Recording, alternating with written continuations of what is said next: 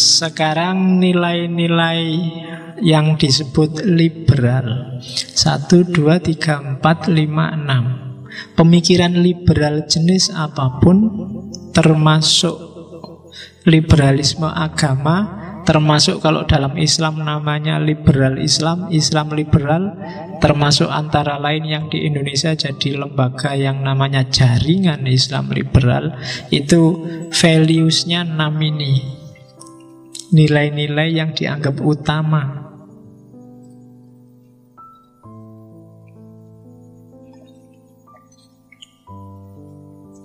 Yang pertama,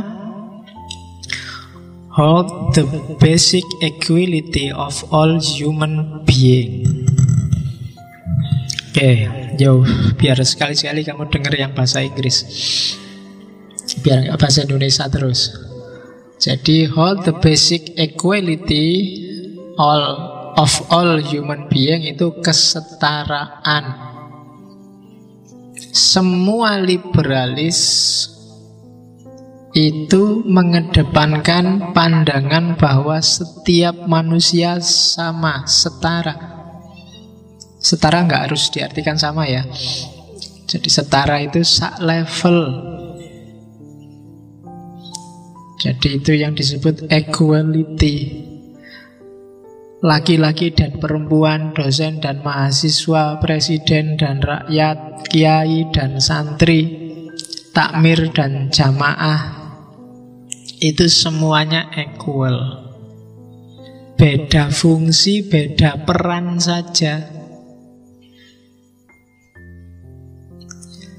Jadi hold the basic equality of all human being. Tidak boleh ada anak emas, anak tiri. Setiap manusia sama. Berikan hak yang sesuai haknya. Jangan ditambahi, jangan dikurangi. Jadi hold the basic equality of all human being. Makanya ini pandangan yang anti menang-menangan, apalagi sombong, apalagi angkuh, termasuk juga anti minder. Minder itu berarti kamu meletakkan dirimu di bawah yang lain. Kalau sombong, kamu meletakkan dirimu di atas yang lain. Dua-duanya nggak boleh. Karena itu berarti kamu memposisikan dirimu tidak setara. Setiap manusia ya, itu setara. Yang kedua, treat the others, itu kebanyakan S, the other reason equally. Perlakukan pikiran yang berbeda, pikiran orang lain secara setara. Setiap orang itu mikir sesuai kapasitasnya sendiri-sendiri, sesuai konteksnya masing-masing. Maka jangan disepelekan, jangan didiskriminasi hanya karena siapa yang ngomong.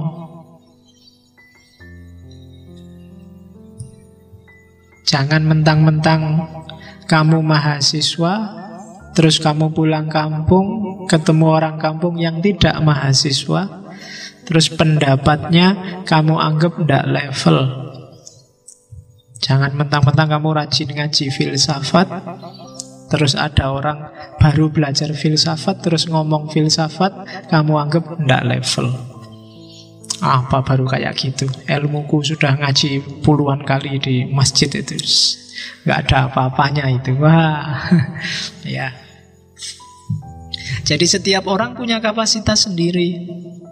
Setiap pendapat harus dihargai. Sama kayak kamu punya adik yang kecil misalnya, itu kan cara mikirnya versi dia sesuai makomnya dia. Dan kan nggak salah kalau adikmu yang kecil itu pikirannya aneh-aneh.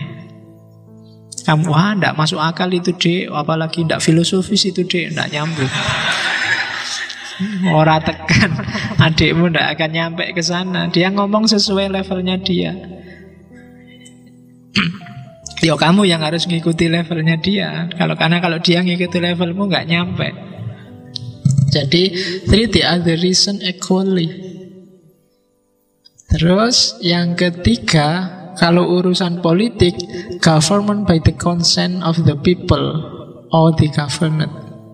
Pemerintahan, kelembagaan apapun, pemimpin, penguasa itu menjalankan kekuasaannya sesuai konsen. Konsen itu semacam izin, semacam persetujuan yang dipimpin. Ini kunci untuk tidak lahirnya tirani, otoritarianisme, diktatorship. Apakah narik pajak besar itu tiran, Pak? Enggak, kalau ada consent of the people. Kalau rakyatnya setuju ya enggak apa-apa. Biar negara kita maju, pajaknya kita naikkan 2 kali lipat, Pak. Nah, enggak apa-apa kalau rakyatnya setuju loh ya. Meskipun enggak naik, tapi tidak ada konsen dari masyarakat, itu namanya tetap diktatorship, tirani. Oke. Harga BBM turun, tapi masyarakat tidak mengizinkan. Itu juga sejenis tiran. Harga BBM naik 2 kali lipat, tapi ada konsen people, itu disebut pemerintahan yang demokratis. Jadi government by the consent of the people. Kuncinya ada di rakyat, karena penguasa, pemimpin itu melayani kepentingan rakyat.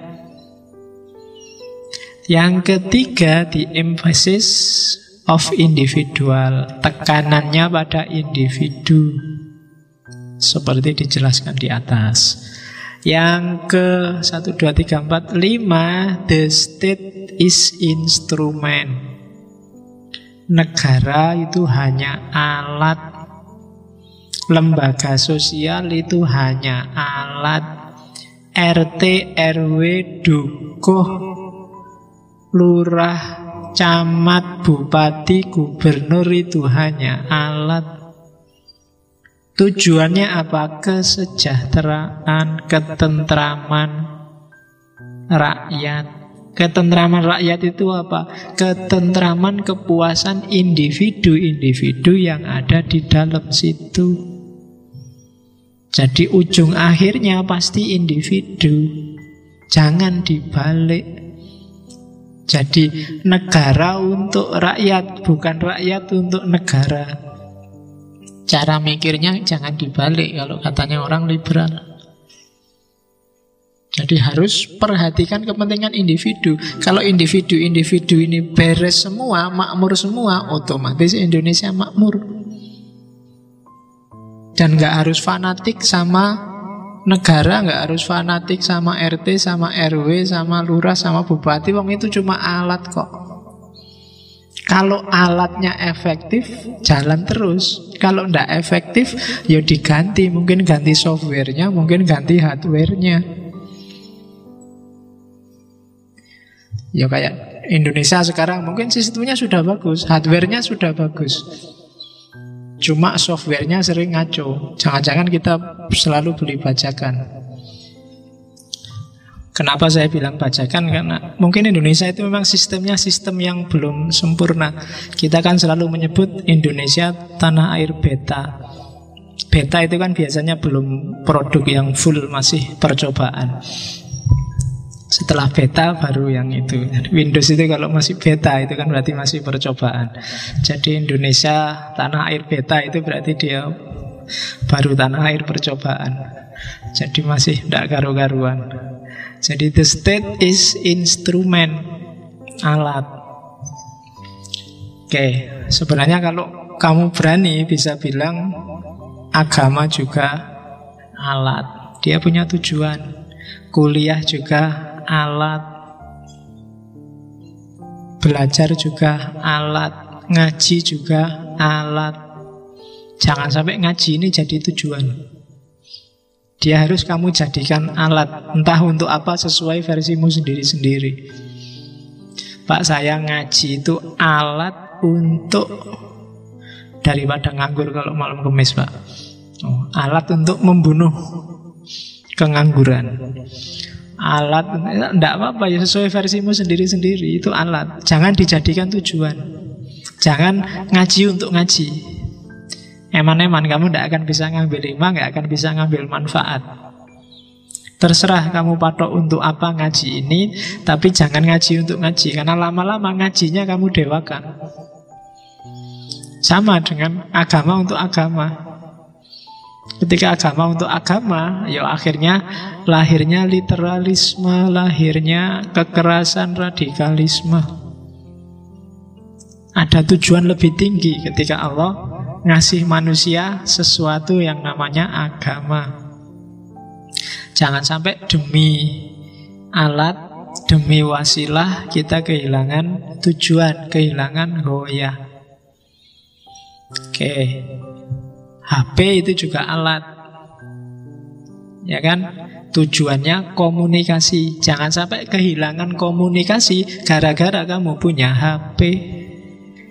Sering kan malah kebalikannya. Begitu kamu punya HP, temenmu di sebelah ini kan nggak kamu sopo, kamu HP-nan sendiri, yang sana ngadep sana ngadep sana. Itu kan kebalik. HP ini alat komunikasi, tapi gara-gara HP kita kehilangan komunikasi. Itu namanya wasilah dan goyahnya ndak nyambung. HP itu kan kamu pakai komunikasi yang serius kan bisa dihitung dengan pulsa, dengan jari. Sekali dua kali, tapi kebanyakan kamu pakai ngomong yang aneh-aneh di WA, pakai Facebook, tapi komunikasi beneran. Bapakmu nelpon sampai nggak bisa masuk karena mau pakai WA terus. Oke, jadi gara-gara alat komunikasi kamu kehilangan komunikasi. Gara-gara agama yang rahmatan lil alamin, kamu hidup kita jadi kebalikannya rahmatan lil alamin, jadi sering jadi sumber bencana. Karena kamu salah memposisikan alat. Jadi, oh ya. Dan yang terakhir, refuse dogmatism. Anti-dogmatisme. Anti-dogmatisme nggak sama dengan anti agama, nggak sama dengan anti ajaran loh ya. Anti-dogmatisme itu anti pembekuan nilai norma ajaran. Jadi ketika ajaran nilai norma dibakukan, nggak boleh ditafsir ulang, nggak boleh diowah-owah, itu namanya dogmatisme. Oke, bukan nggak boleh kamu ikut dogma tertentu, tapi jangan dibekukan dan dibakukan. Karena begitu didogmakan, kamu tidak akan mau diubah-ubah lagi, meskipun ada fakta yang baru, ada kebenaran yang baru. Dan itu bahaya bagi perkembangan kita ke arah yang lebih baik. Begitu orang kaku, begitu orang beku, itu kan alamat dia tidak akan bisa lebih baik lagi. Padahal manusia ini kan berkembang, harusnya dia ke arah lebih sempurna, karena sekarang kita terbatas. Cuma ada orang tertentu yang anggap dirinya sudah final.